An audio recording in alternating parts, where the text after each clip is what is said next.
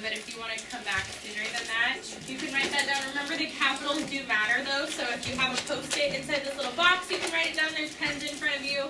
It's GOO.GL/YGU7T1, and that Y needs to be capital.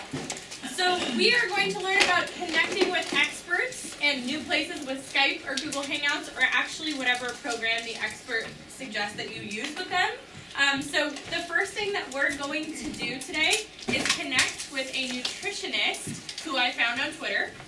I was hoping to connect with a local nutritionist, and they just did not have all of the knowledge that all of these nutritionist experts offer on Twitter. So the one that we are going to talk to, her name is Linda Miner. She is one of the top 10 nutritionists in the world, according to a Huffington Post article. She's awesome. She has given up 2 hours, right? So 2 blocks of time to chat with us today. And I'm going to go over the process of kind of how I found her, because I just can't believe that it's this easy to find people and bring them into your classroom. So I think it's kind of great modeling. I've never done this before, so we're going to kind of figure it out together. She suggested that we use Zoom, just because that's how she connects with people. She also goes into high school classrooms and does this, so I'm guessing that we can also find some Chico State people to connect you guys with as well. But this is just a great option. So she's in Vancouver, so... Go ahead and see if we can hear you. Yes, let's see. I can hear you. Yay! Okay, let's find you. And then I'm going to kind of point you towards everyone. Yeah, I can see everybody. Yay! Hello. Say hi, everyone. Yes, hi. Thank you for having me. Thank you so much for coming, Linda. If you want to kind of introduce yourself, we talked about maybe 15 minutes, and then they made their energy bars, and they probably have a couple questions about, I don't know if you guys have some questions about, but it looks like they have a lot of questions. So you can kind of... Did you want me to talk about how I would make an energy bar, or just answer questions about it? What do you guys want?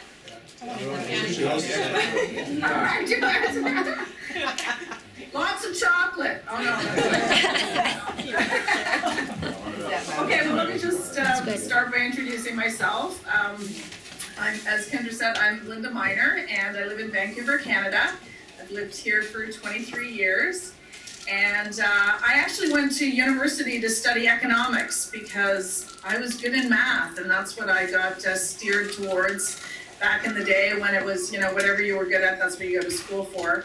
And that wasn't a very satisfying time for me at school. I finished my degree with honors and went on to work in the stock market, and just wasn't really that happy with that whole world of greed and manipulation and lying. So I actually ended up moving. Actually, during that time, I developed asthma. I had really bad allergies. I think I was getting sick because of all the stress and the lifestyle that I was living. And so I just packed up and moved to Japan. And when I went to Japan in 1991, I started studying nutrition just for myself because I wanted to know why I had developed asthma sort of out of the blue, it seemed to me. And it was interesting because once I moved to Japan, the asthma disappeared and I've never had it again since. I've had absolutely no symptoms of that whatsoever. And I can remember the doctor in Toronto where I was working telling me, well, you're just gonna have to be on a puffer for the rest of your life. And I ran every day. I ran 5 miles every morning. And he said, well, you need to stop running. It's bad for you. And I thought, this is not logical for me. That running is bad for me and drugs are good. This is not how I want to live. So I started studying nutrition and then gradually just became self-taught. And then I went to school and did a lot of online training because I became a single mom during that time.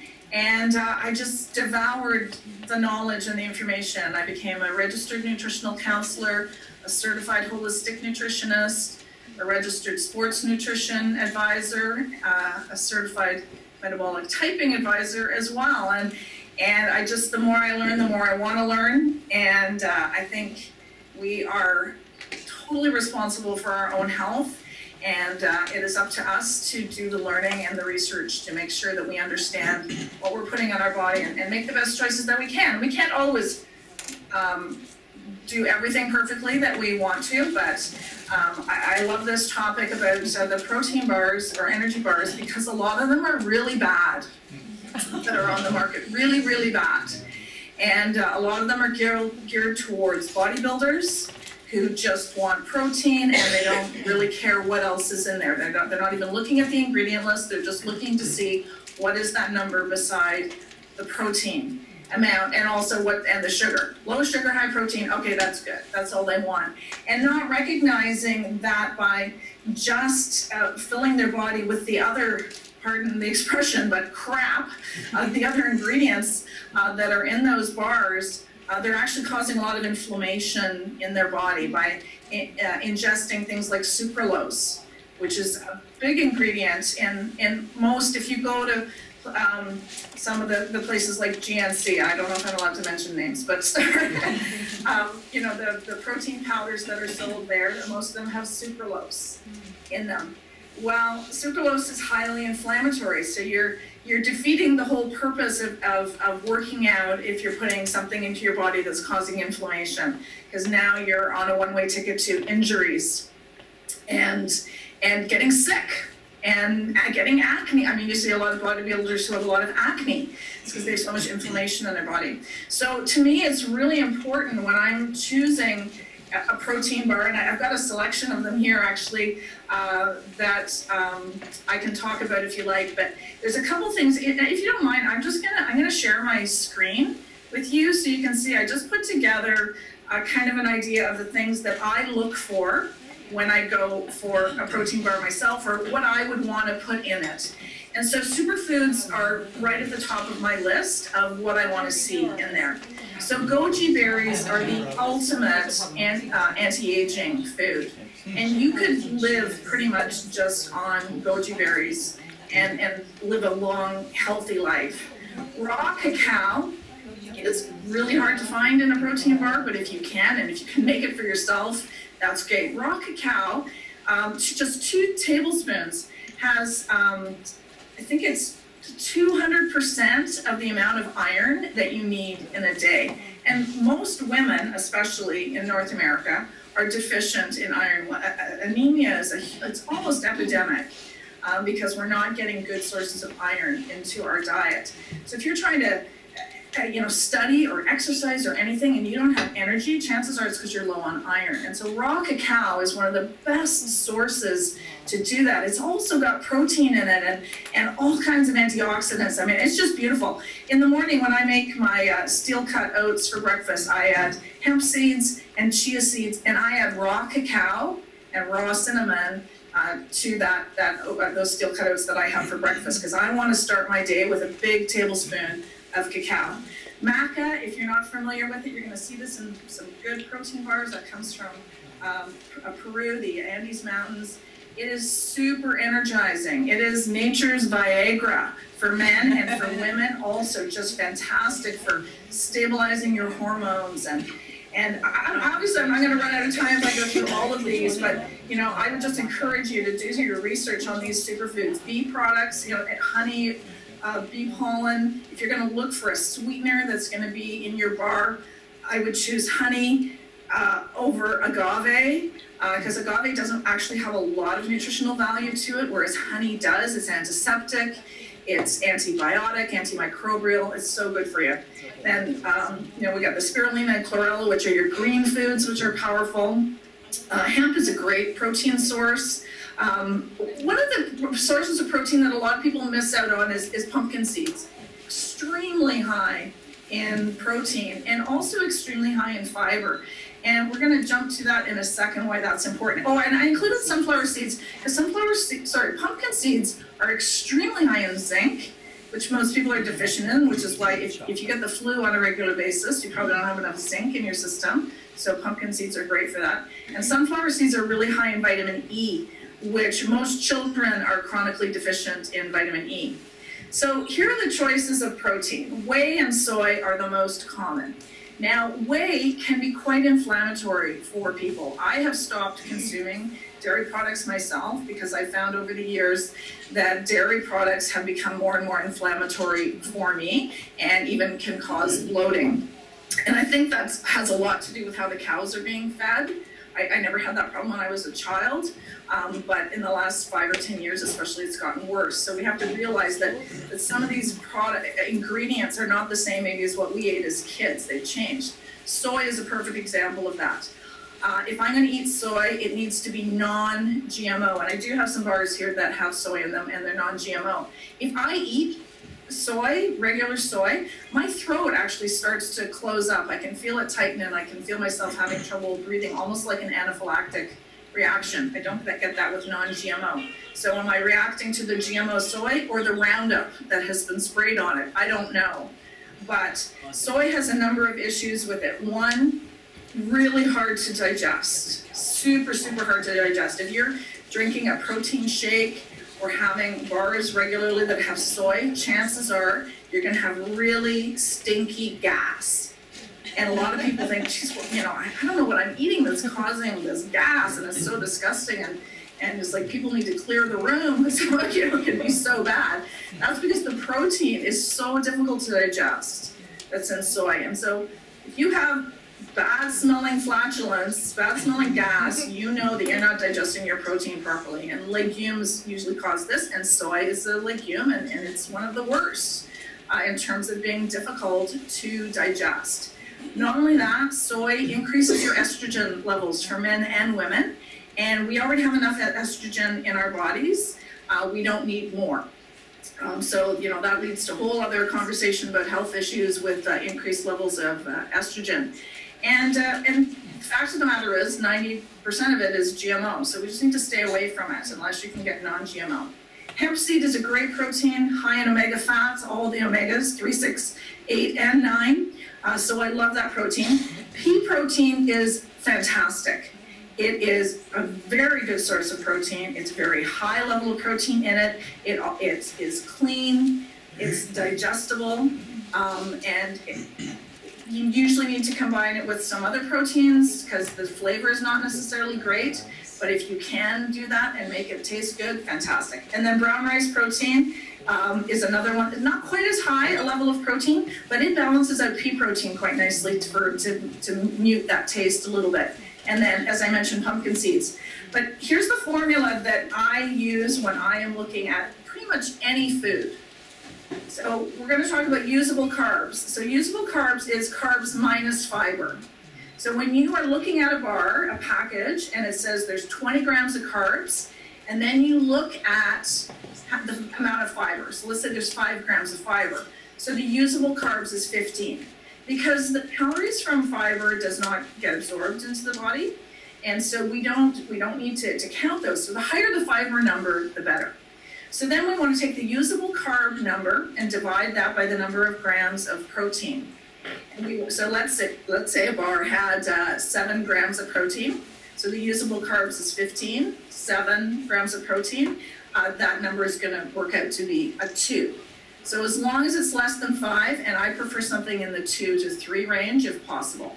So here's just an example of a box of breakfast cereal, and the usable carbs was the carbs minus the fiber. So really high fiber number in this, 9 grams of fiber, and the total carbs was 40, and the amount of protein was 9.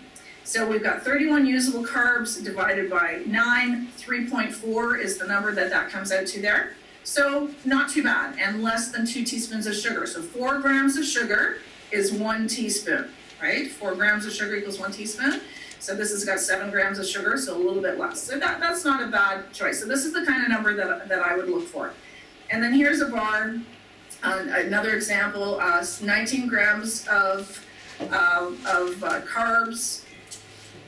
Minus the 4 takes us down to 15, and then we've got 7 grams of protein. So now we have basically a 2 to 1 ratio. So that one is good. And the sugar is 5 grams, so just a little bit more than a teaspoon of sugar in that one. So these are the things that I'm looking for when I'm looking for a bar. I want to see what are the ingredients, how many superfoods do they have in them, what are the choices of the protein that's in them, and then what is the ratio of all of that put together.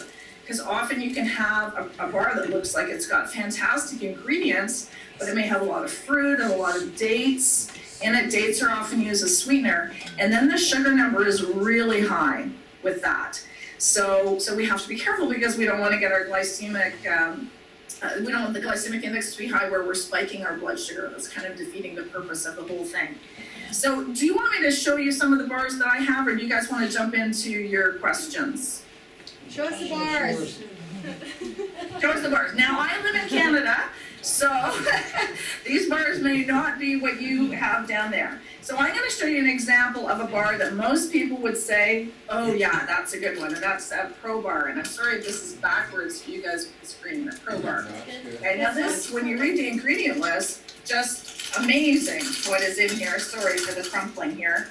It's brown rice syrup, dates, sunflower seeds, raisins, cashews, flax, sesame seeds, almonds, hemp seeds, raspberry puree, dried pineapple, goes on and on. Alfalfa grass, barley grass, wheat grass, pumpkin seeds. So right away you're thinking, oh, those are pretty good ingredients. That's like a superfood, and that's what it's called, Superfood Slam. But then we flip over to the other side where we have the nutrition label. And the number of carbs is 46.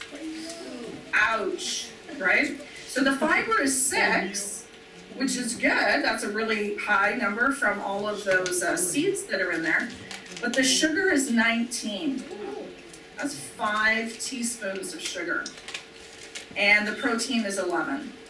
So if you did the formula, the 46 carbs minus 6 grams of fiber, you've got about 40 grams of usable carbs there, and the protein is 11. So it's a 4-to-1 ratio. That is pretty, like, for this kind of a food, that's a little on the high side for what I want to have, because I'm really sensitive to sugar. Now, Lara bars are another one. I think you guys do have Lara bars down there. And they taste amazing. I love them. The texture is fantastic. And they've got 3 ingredients or something. Gluten-free, dairy-free, soy-free, vegan, kosher. I mean, they're just, again, they look, where's the ingredient list? On here. Sorry, I'm for the squeaking noise here. I can't even find the ingredient list. They have 3 things, probably dates, cashews, and... Okay, so again, when we look at the numbers, it's disappointing because the carbs are 23 and the fiber is 4, but the sugar is 16 grams. So this bar, it's small, right? Once you take it out of the packaging, it's about 4 bites. 16 grams of sugar. So you got a teaspoon of sugar in pretty much every bite you're putting in your mouth, and 7 grams of protein. Oh, here's the list. Oh my gosh, it's so small. Dates, peanut butter, made from sea salt and dry roasted peanuts. So that's all that's in it, basically, is dates and peanuts. So it's clean, right? That's nice that it's so clean, but you're just gonna have an issue because it's gonna be really high in sugar. So I find when I eat these, even though I love them, I get a bit of a sugar buzz from those. So one of the bars that I love, on the other hand, this is a Canadian company, so I don't know if you can get these in the States. The company is called Progressive. Oh, sorry, this is probably backwards for you guys. I gotta figure out how to make my webcam. No, we're good. Not Looks good. It's right. It's not backwards to you? No. Oh, on my screen it looks backwards. Okay, so this is a Phyto Berry. They have a Phyto Berry and a Vega Green protein bars. These are 2 of my favorite bars because they taste really good, but the numbers are fantastic. So now here's something I forgot to mention in terms of whey protein. And this is one of the reasons I love this. Let me see if I can read this to you. These protein bars make a quick and convenient high protein snack. Each bar contains a blend of New Zealand dairy protein isolates, as well as over 100 milligrams of fruit concentrate. So whey protein that comes from New Zealand is good. That's the best whey protein that you can get. So even if you're looking for a protein shake and you can find one that's made with New Zealand whey, that's the way to go. Sorry for the fun. Whey protein that's coming out of the US or even Canada is very sketchy. very, very sketchy and I don't have time to go into all of that. But the nice thing about this is it has a great list of ingredients. Now this one does have soy protein, but it's non-GMO. And I don't have any kind of reaction to that, as I said, when I have non-GMO. But this has cranberries, sunflowers, almonds, almond seeds, inulin. That's something I should mention. To look for inulin, which is a chicory root extract, INULIN. Inulin is a fantastic form of fiber that can be added. Most people don't find it irritating at all, but it's great. If you can see that they've added that to a protein bar, it means they're trying to up the fiber content, which is a good thing. We want more fiber. This has got dried apples, strawberries, blueberries, goji berries, acai berries, pomegranate, Indian gooseberry, mangosteen, blueberry, raisins, cranberries, strawberries, acerola. It goes on and on. Elderberries. So this is a great bar. But here's the numbers. The carbs are 19. The fiber is 3. So that brings the usable carbs down to 16. And the protein is 15. So we've got a 1-to-1 ratio. With all that fruit that's in there, they've managed to find a way to still have a 1-to-1 ratio with carbs to protein. So even though it does have 11 grams of sugar, but there's more protein in it than sugar. So, that is so important for stabilizing your blood sugar. I hope you all know, I don't know what you've studied, but the glycemic index for protein is 0 because it doesn't affect your blood sugar at all. Fat also does not affect your blood sugar at all. I'll show you guys something. I've got this sitting here with a fork in it. Something I keep at my desk to eat, coconut manna.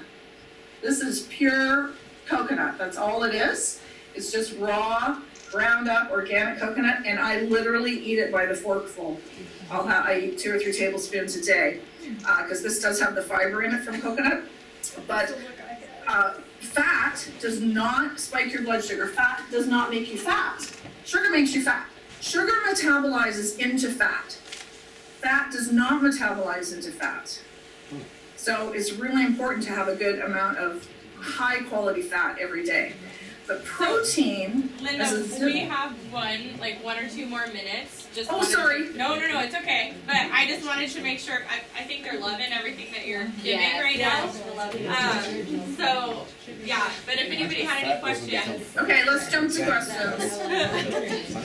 I know it's only a short amount of time. Yeah. Okay, my A1C is creeping up there, even though I have a diet. What foods can bring it down? I don't know what you're referring to. A1C, what is that? So pork rinds good. C-peptide. Your average blood glucose for diabetic. Oh, okay. Yeah, we measure it differently in Canada. Sorry, we have a different term here for it. So your blood glucose numbers are going up. Yeah. So I think you measure it in the States where it's like 80 is a good number for you guys, right? No, 5.5 would be good. No, 5.6 would be good. 5.7, 8, 9. A blood sugar of about 100 is normal. Okay. So you're wondering why it's creeping up and how you can get it down? Yes. Okay, so the first thing that I'm going to tell you is that if your blood sugar is creeping up, you have inflammation in your body. 100%. You have inflammation in your body, and I can't see you, so I don't know what you look like, but okay. Yeah, as we age, we have more and more and more inflammation. As we gain weight, the fat that we carry on our body increases more inflammation, and inflammation is the foundation for all disease. And for you, it's going to show up as diabetes. For someone else in the room, it might be rheumatoid arthritis. For someone else, it might be cancer. But the base core of all of it is inflammation. So the first thing you need to do is get your inflammation under control. One of the ways to do that is to eliminate as much sugar as possible. Sugar is absolutely inflammatory. There's nothing that you can say about sugar that is going to take away from the fact. It tastes great, yes, we all love it, but it is highly inflammatory. Dairy products, highly inflammatory. Wheat and soy, highly inflammatory, partially because of the GMO factor with those, and that affects dairy as well because those cows are eating GMO foods. So what you need to look at is getting rid of all the inflammatory foods in your diet and increasing the amount of non-inflammatory foods, which are your leafy green vegetables, basically all raw fruits and vegetables, but vegetables are the most important. Vegetables, I posted something on Instagram recently on my Ask a Nutritionist is my name on Instagram. And it was, the competition between fruit and vegetables. Who wins? Well, of course it's vegetables because vegetables are the plant. Everything that is needed from the soil all the nutrients from the soil go to grow that head of lettuce or grow that broccoli. But fruit is only a byproduct. An apple tree grows for 7 years before it produces an apple. Most of the nutrients go to the roots and the trunk of the tree, not to the fruit. A tree can survive quite nicely without its fruit.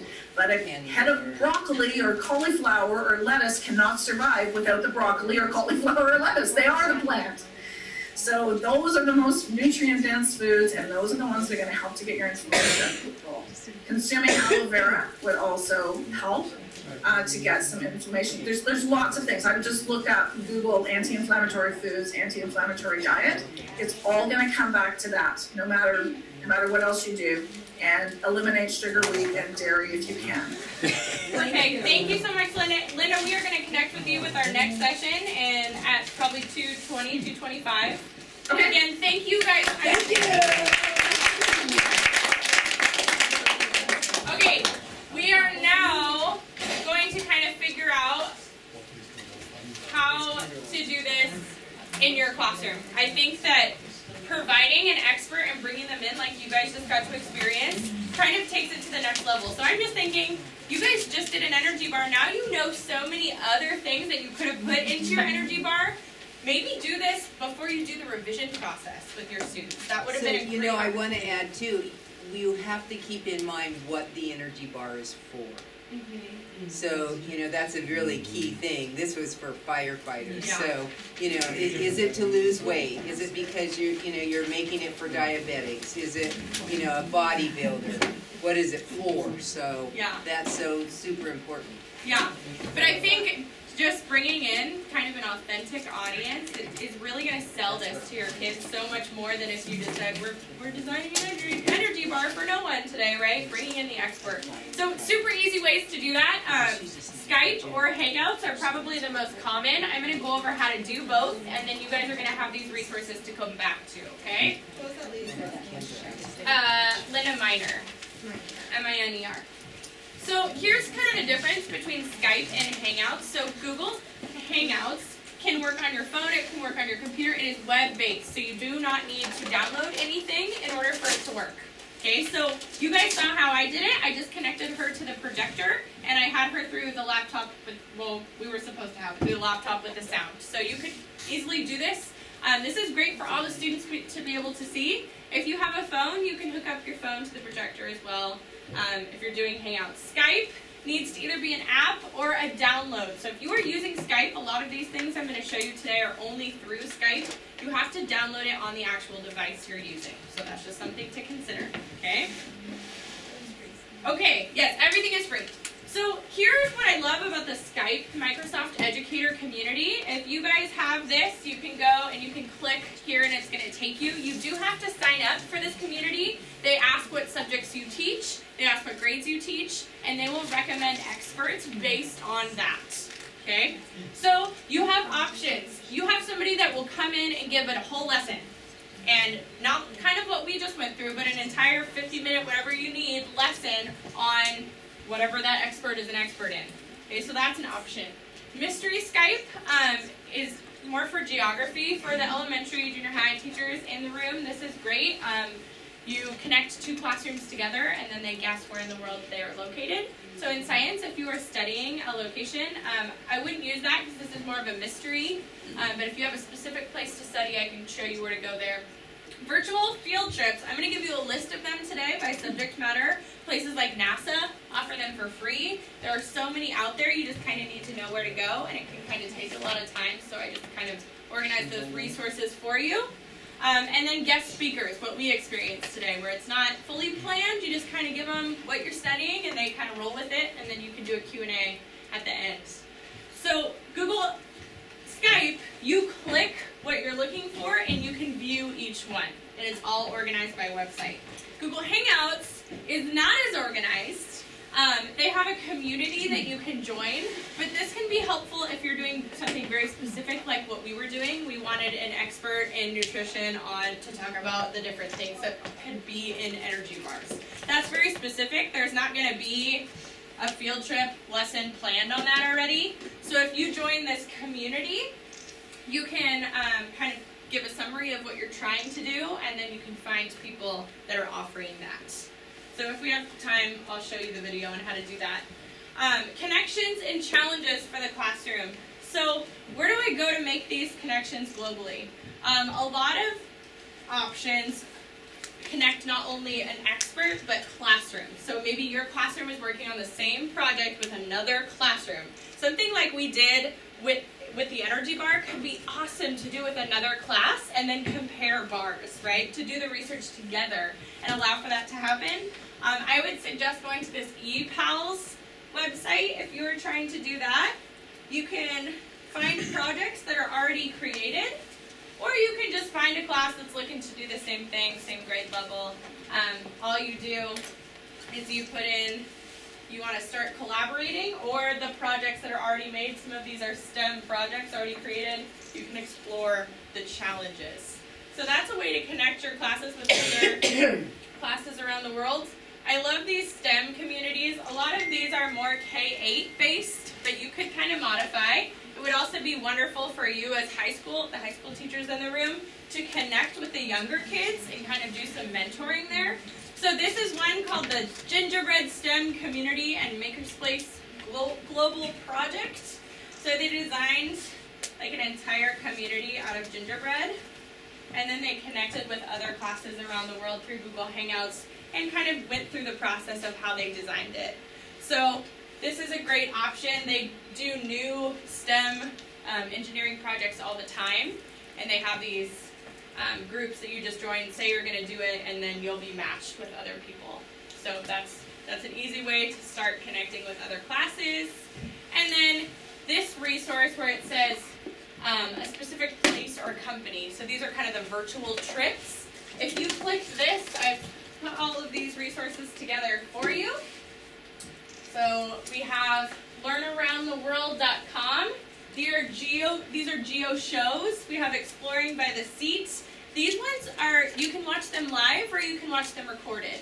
So I know a lot of you will feel like, oh man, I have 6 of the same class, right? I might teach physics 4 times. I might teach chemistry 3 times. I can't have a speaker come in 5 times. They don't want to do that, right? 5 times in a row. So a lot of these sessions can be recorded, and then you can kind of show them to the class. Even if it is recorded, it still is a great experience for kids to be able to watch, especially if you did it in first period and it's recorded. That hype is still kind of there, right? So I think a lot of people kind of hesitate of like, well, I'm a teacher that teaches the same thing, I don't want to do it. But to take that experience away from your kids just because of that, I don't know. So you just kind of have to make it work.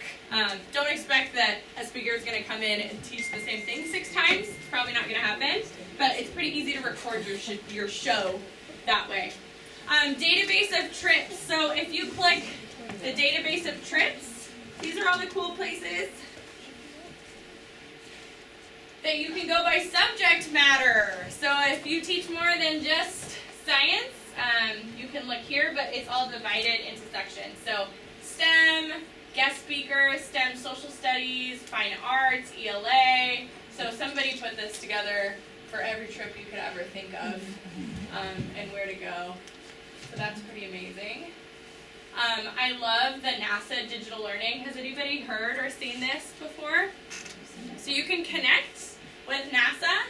I know a couple of people that had an astronaut connect with them, and they do it inside of NASA. So I mean, you get the full view. So you can take a field trip of NASA, or you can get the expert virtual visit. And you just sign up to do that. So you find the open dates that you guys have in common, and then the meeting's planned. So really easy, free. And then this one's good. Ports is through the national parks. And I think it's originally, did somebody say they've done that one? How did it go? It was probably 6 years ago, and our technology had glitches. And the Park Service person had a green screen, so she pretended she was at Anzaborrego. She was at Anzaborrego, but she pretended she was right next to mountain goats or bighorn sheep, whatever it was. And some of it was great, and some of it was kind of funky. But that was like 5 years ago, and I'm sure it's better. I know that they take they really do, supposedly, from the people that I know that have done them, they really do kind of go out into the wild, supposedly, and can kind of take the technology with them since they'll just be on their phone at this point doing it. So it's definitely worth checking out, and you can kind of see some of the pre-recorded ones and then the ideas that they have. So the salmon lifestyle cycle, elephant seals, kelp forests, right? If you're studying any of those, you can check those out. Let's see what else we have. So what if who I want to connect with isn't in the database, right? You all do very specific things in your classroom already, and this is just supposed